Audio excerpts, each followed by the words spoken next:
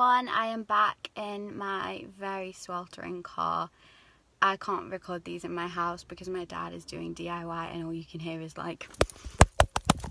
I am also not wearing the appropriate surge attire. I spilled curry on my t-shirt, so that's in the wash. So this week I have been reflecting a lot about where I was this time last year. On the 24th of April it will mark the 1-year anniversary of my grandma's death, and it was a very weird time for me. She happened to die just 2 days after I turned 19, so I was suddenly trying to navigate this whole new age without having the person that had been there my whole life.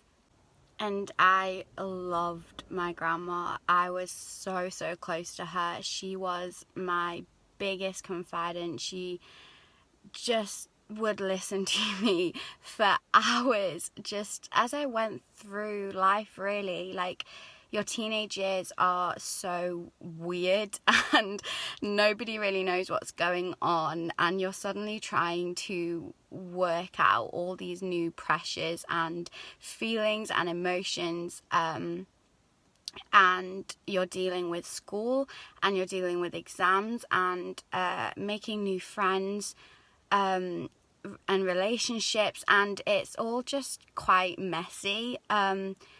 And for my spiritual life, my grandma was such a influence. She was such a speaker to me about Jesus, and the wisdom I gained from her about God, like, that's just the biggest gift she could have ever given me.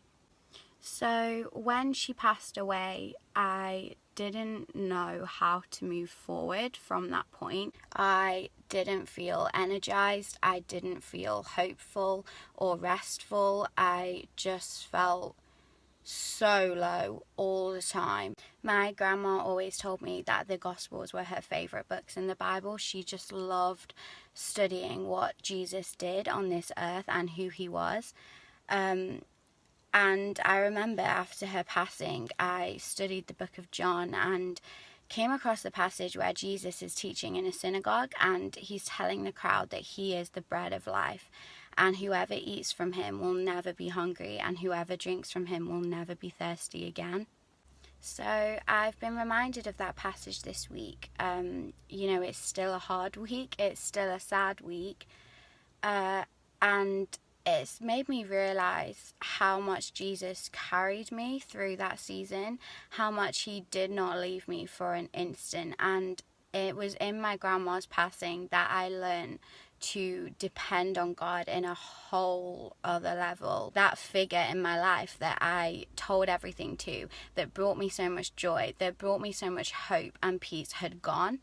And I had to learn how to figure out how to live without that figure. And I realised that although I loved my grandma, I loved her so much, she can't take the place of Jesus. Nobody can take that place.